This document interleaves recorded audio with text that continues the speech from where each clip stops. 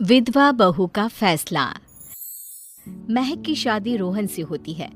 रोहन माँ बाप का इकलौता बेटा होता है, लेकिन फिर किसी कारण से रोहन की मौत हो जाती है। बेटा महक, तेरे आगे इतनी बड़ी जिंदगी है, फिर बच्चों की भी जिम्मेदारी। तू कोई काम कर ले। मैं तो कहती हूँ रोहन के ऑफिस में ही बात कर ले, शायद तेरे लिए कोई काम निकल आए। हाँ माँ जी, मैं भी यही सोच रही थी, लेकिन कैसे बात करूं, किससे बात करूं, कुछ समझ में नहीं आ रहा। अब वो क्या नाम था रोहन का जो दोस्त हुआ करता था, पहले तो बड़ा आता था हमारे घर। राकेश की बात कर रहे हैं? पर वो तो रोहन के बाद से कभी आया ही नहीं, पता नहीं कहाँ है वो। आया था, एक नहीं कई बार आया था, लेकिन मैंने बाहर से ही भेज दिया। घर के अंदर झांकता रहता था, मुझे ठीक नहीं लगा। अरे आपको तो पता नहीं क्या ठीक लगता है और क्या नहीं। उसका नंबर है मेरे पास, मैं आज ही फोन करती हूँ। सास राकेश को फोन लगाती है और शाम को घर आने का न्योता दे देती है। अरे आंटी, ओहो भाग्य हमारे कि आपने घर बुलाया। मैं तो कई बार आया, लास्ट टाइम तो अंकल से मुलाकात भी हो गई थी। हाँ, वो हम लोगों को निकलना था ना कहीं उस वक्त। अरे छोड़ो ना बेटा, बोलो क्या लोगे? आपकी बहू। क्या बकवास कर रहे हो राकेश? अरे मेरा मतलब ये है कि आपकी बहू कहाँ है? भाभी जी के हाथ की चाय की बस एक प्याली मिल जाती तो। महक चाय लेकर आती है, लेकिन वो जैसे ही राकेश की ओर देखती है, उसे राकेश पसंद नहीं आता। वो अंदर जाने को होती है कि अरे भाभी जी कहाँ जा रही हैं? बैठिए तो सबके साथ। जी नहीं, बच्चों को खाना खिला रही हूँ, आप माँ जी से बात करें ना। अंदर जाने के बाद सास कहती है, अरे बेटा राकेश, वो क्या है ना, वैसे तो तेरे अंकल जी की पेंशन आती है, साथ ही ऊपर 2 मंजिल मकान से किराया भी, तो हम लोगों का तो अच्छा चल जाता है। लेकिन महक, उनकी चिंता आप न करें आंटी, आदेश दें बस आप तो। देखो भाग्यवान, रहने दो, कोई बात नहीं, मैनेज हो जाएगा। अरे क्या मैनेज हो जाएगा अंकल, हमें भी बता दें। आप चुप रहिए जी। अब वो क्या है ना राकेश, तुझे तो पता है कि रोहन के 2 बच्चे हैं, उनकी पढ़ाई लिखाई का खर्चा बहुत है। हम ये चाह रहे थे कि रोहन के ऑफिस में महक को भी अगर कोई काम मिल जाता तो। क्यों नहीं आंटी जी, मैं हूं ना, मैं बात कर लेता हूँ। वैसे तो आप हाँ ही समझिए।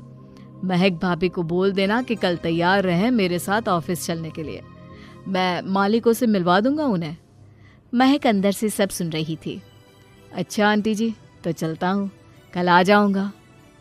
अच्छा भाभी जी, तैयार रहिएगा कल। राकेश तो चला जाता है, लेकिन ससुर सास पर बरस पड़ते हैं। मुझे ये आदमी एक पैसे का पसंद नहीं है। तुम इसे बोल दो कि हमें कहीं नहीं करवानी बहू से कोई नौकरी। अरे क्यों नहीं करवानी? सारा पैसा मैं इसके बच्चे और इसी पर उड़ा दूंगी, तो मेरी बेटी को क्या दूंगी? जरूरत क्या है तुम्हारी बेटी को तुम्हारे पैसे की? अरे वो तो पहले ही बड़े पैसे वाले घर की बहू है।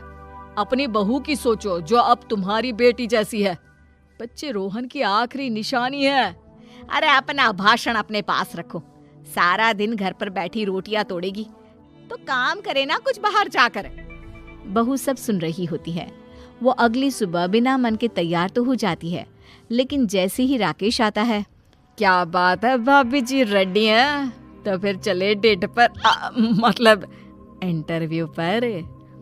महक सामने आती है कि सामने ससुर जी खड़े होते हैं। हाँ महक बेटा, आओ चलते हैं, मैं भी चल रहा हूँ। ससुर को तैयार देखकर राकेश का चेहरा बन जाता है। अंकल जी, आप परेशान हो जाएंगे। अरे रहने दीजिए ना, धूप भी बहुत है। वैसे भी स्कूटर में तो 2 लोग ही बैठ सकते हैं ना। तो तुम चलो, मैं बहू के साथ अपनी कार से आ जाता हूँ। महक ससुर जी को देखकर खुश हो जाती है, उसे शांति हो जाती है। वो लोग रोहन के ऑफिस जाते हैं, जहाँ बॉस कहते हैं, नमस्ते अंकल। नमस्ते महक, कैसे हैं आप लोग? रोहन का सुनकर बहुत दुख हुआ अंकल। वैसे कैसे आना हुआ? बेटा, क्या हमारी बहू के लिए तुम्हारी ऑफिस में कोई काम मिल सकता है? हमने राकेश से इसी सिलसिले में तुमसे बात करने को कहा था। उसी के कहने पर हम दोनों तुमसे मिलने आए हैं। राकेश ने तो कोई बात नहीं की, ऊपर से उसने तो आज की छुट्टी ले रखी है, ऑफिस भी नहीं आया। बोल रहा था जरूरी काम से जाना है। महक और ससुर एक दूसरे को देखने लगते हैं। वैसे महक, क्या किया है आपने? I mean, इंग्लिश कैसी है आपकी? महक बॉस से अपनी पढ़ाई लिखाई और क्वालिफिकेशन के बारे में सब कुछ बताती है। ग्रेट, आपके लिए काम तो है लेकिन ऑफिस में नहीं। सर, मेरे बच्चे छोटे हैं, मैं फील्ड में काम नहीं कर सकती हूँ। मतलब वो काम घर से करना है, घर से रहकर बच्चे भी देखें और घर भी देखें, लेकिन हाँ, काम जरूर से करें।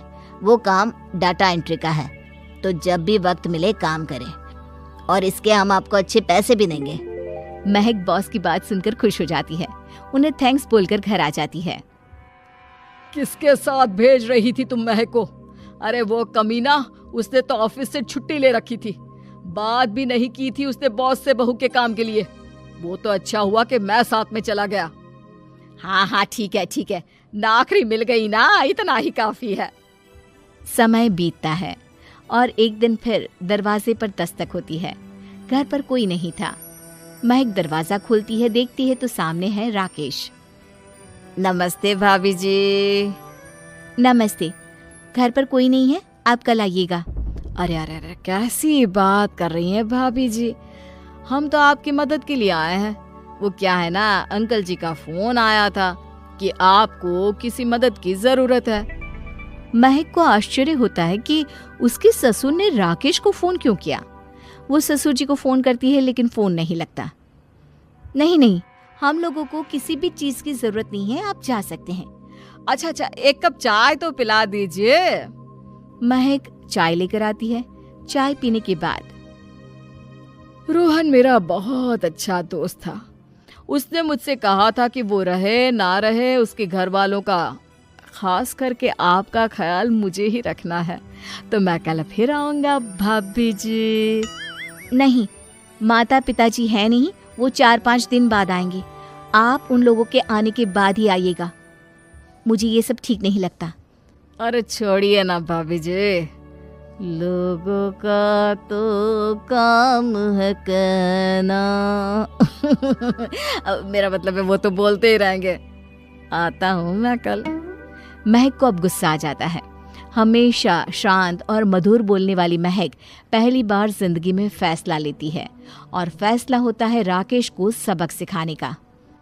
बड़े बेशर्म हैं आप, किसने कहा आपको कि आप आए? अरे भैया, साफ साफ बोला ना कि नहीं जरूरत है किसी की मदद की, मैं अकेले सक्षम हूँ अपना घर संभालने के लिए। आज आखिरी बार बोल रही हूँ, इस घर की तरफ आंख उठाकर भी देखा ना तो देख लेना, वरना पुलिस के हवाले कर दूंगी। निकलो यहाँ से, या धक्के मार कर निकालूं। पुलिस का नाम सुनते ही राकेश वहां से 9-2-11 हो जाता है, और महक को अपने फैसले पर गर्व होता है।